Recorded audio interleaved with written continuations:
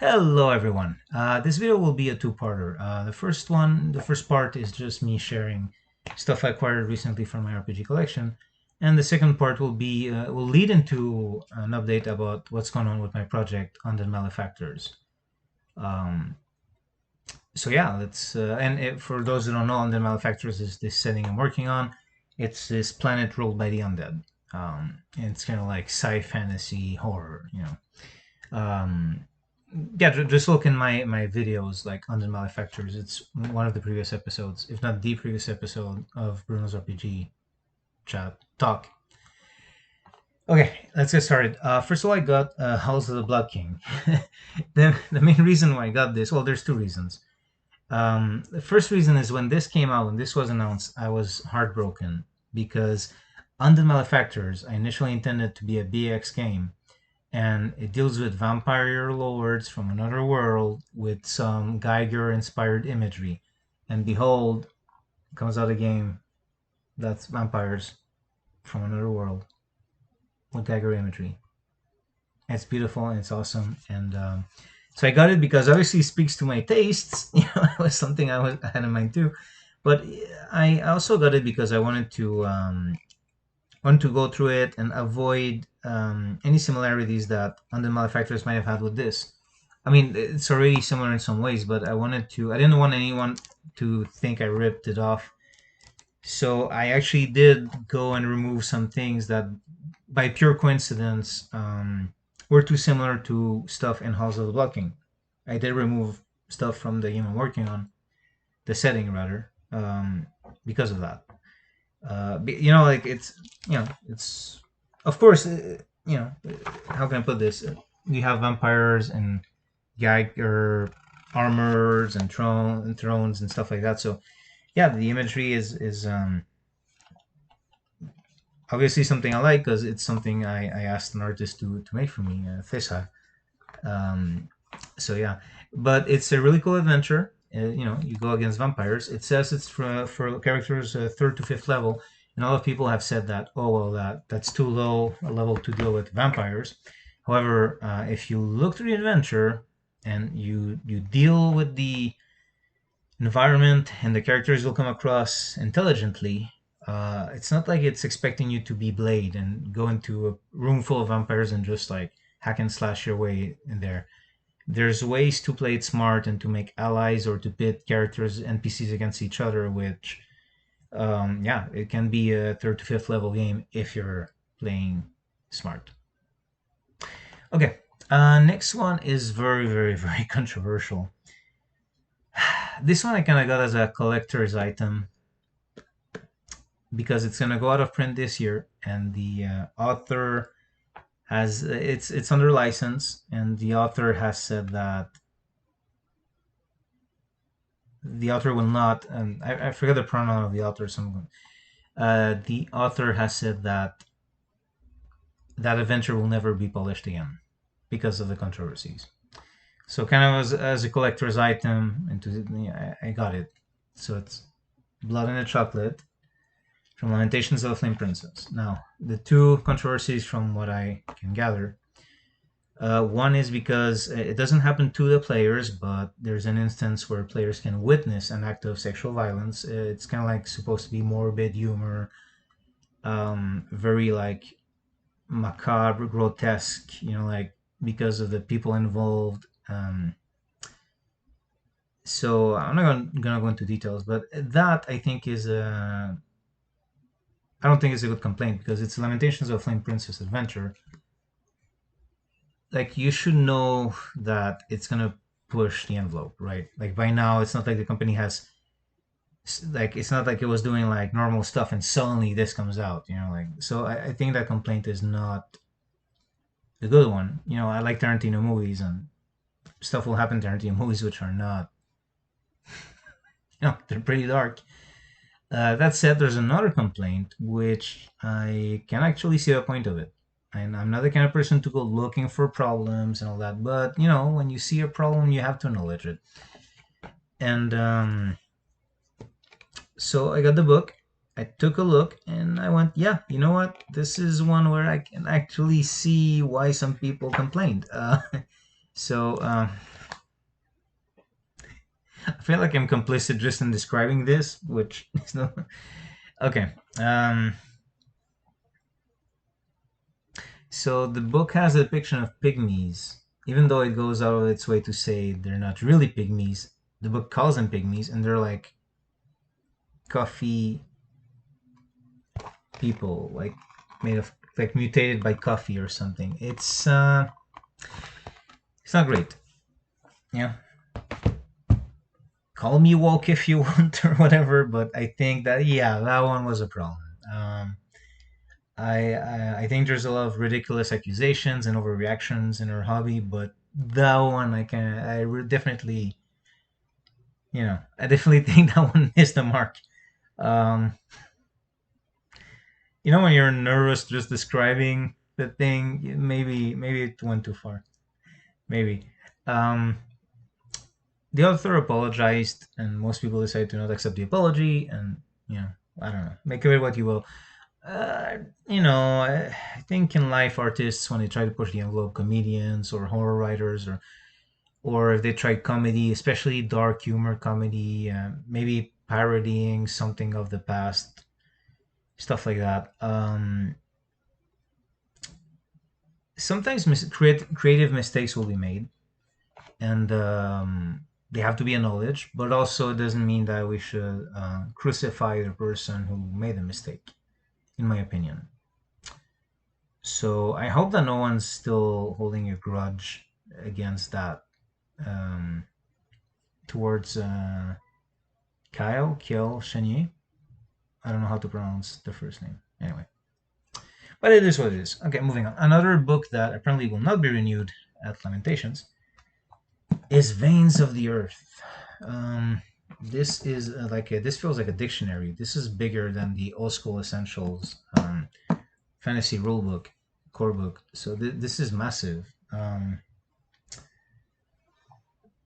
Well, it'll take me too long not to go get it, but for anyone who cares to see it, on my Twitter account, Chronicle Sound, I did make a video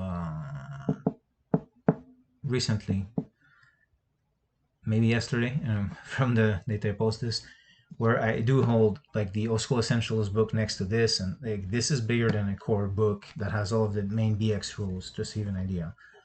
I'm going through it. It's really inspired. It's really like this is again. I'm not trying to make a review. I haven't like read any of these in detail, but it's a really cool book so far.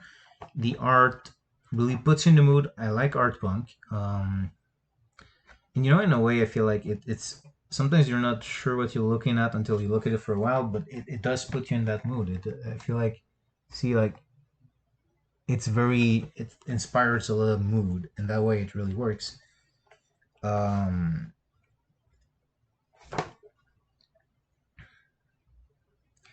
and I don't know how to describe it. Like it's like Scrub Princess art is like scribbles, but at the same time it does evoke a feeling. I really like Distral. Actually, yeah. There's instances though. All that's it. There's instances where like the Alkalion, it looks like a lion and meth. And this is the picture. So I don't even know what I'm looking at here. And this specific one doesn't evoke mood. So most of the book, it's like weird art that really puts you in the mood. But I did find a few places where I felt like, well, this doesn't give me anything. Like this, for example. It's a nitpick though. I'm really like I barely have time to read it, but I really like what I've seen so far. There's a rule somewhere that's called, I think, How to Catch an Idiot. So I think, again, I was browsing, but oh yeah, catching some idiot. So it's like if someone falls and you try to catch them, there's like the image there of someone falling. So yeah, it's a really cool book. And again, I don't know if this one, I don't know if it'll be back in print under another publisher or what. But again, finally, so in my video where I talked about Undead Malefactors, I did bring up that I was going to use Machinations of a Space Princess as the core rules for Undead Malefactors. the idea behind it was that I kind of started thinking of a BX game, and Machinations of the Space Princess kind of is BX inspired, and it kind of came with um, kind of all the rules you would need already made. So I was like, okay, so I kind of went with that. Um, but in many ways, even though it's like, I guess you could say Undead Malefactors is a bit of a sword and planet setting. Um, at the same time, like the feel and look of it is so different from Machinations. You know, like I kind of went with like, okay, mechanically a lot of the work is done for me, but then what you're playing and all that is pretty different from what's the normal Machinations. So I was actually, and so I was having a look at that, and then I came across a game that's actual effing monsters. And this is a really cringy cover in the sense that it replicates Twilight, but then you see the back, and the monsters are actually fighting to eat the girl who was in the middle. So, um, and the actual title is not actual effing monsters, but and then there's the actual effing monsters companion, which you know has a zombie nurse on it. So I don't know if I would hold this in public. I guess I would hold it like this. It's kind of funny because I did read the first book in a place where I didn't necessarily want people to see this cover, especially if they don't have the context of the back, and even some art inside is kind of like reading in public or whatever.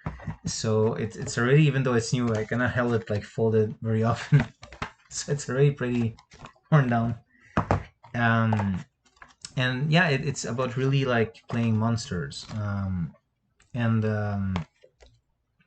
it has a system that's, I think, I haven't read Savage Worlds in a while, but it has a system that's very similar to Savage Worlds. Um, so at this point, I'm thinking because of the, like I started working on. This is embarrassing to say, but I started working the idea of the Malefactors in 2013, and I started commissioning the art in 2014. This is how slow I've been at working on this project. I just did something here and there. I would write down notes, but I never really started writing it until recently. Um, even though I already commissioned art and all that through the years from the artist Cesar, and uh, let's say in the past few years, ever since I had this initial concept, and in the past few years, like in the hobby, people have become a lot more sensitive about so many topics. So I'm looking at this game I made. That's kind of like this dark sword and planet setting where you are meant to play evil undead who rule over the living, and and I'm looking at that. I'm like, like I said, like I said for my comment in Blood and Chocolate, and people who complain about it's lament. There's one aspect I can understand, but the other aspect where it's a Lamentations game, like what do you expect? So I kind of feel the same way. I don't think people have any business trying to censor creators and artists. But that said, I also think it's important to be clear about what your product is and who it's for. So I'm looking at a game called Actual Effing Monsters with all the rules already set for like the monster types and all that, and I have to tweak a few things to make it fit into the setting because this game kind of assumes that you're hiding from the humans, whereas my game is about like monsters living openly and ruling. Um, so I figured that anyone who picks up Undead Malefactors at this point will know what to expect, or if they don't, it's kind of on them. Like if I say this is compatible with this game and this game is about like playing horrible monsters, don't complain when you have a setting that's around, you know, playing or fighting against horrible monsters. Both options are there. Yeah, at this point, I think I'm gonna go with actual life monsters as the rules. It's very rules light. It's similar to Savage Worlds, not exactly the same. But to give you all an idea, it's very similar to Savage Worlds. I say this without having read the rules of Savage Worlds in a long time, so I might be wrong here.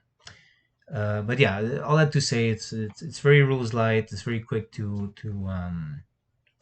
jump into it. So I think that'll be like, because of the theme of the main book and just how easy it'll be to adapt any ideas I have for a setting to the rules. I'm probably gonna go with that for Undead Malefactors. So yeah, anyway, if any of you have questions either about the books I got recently or my setting I'm working on, please let me know in the comments, and thank you for watching.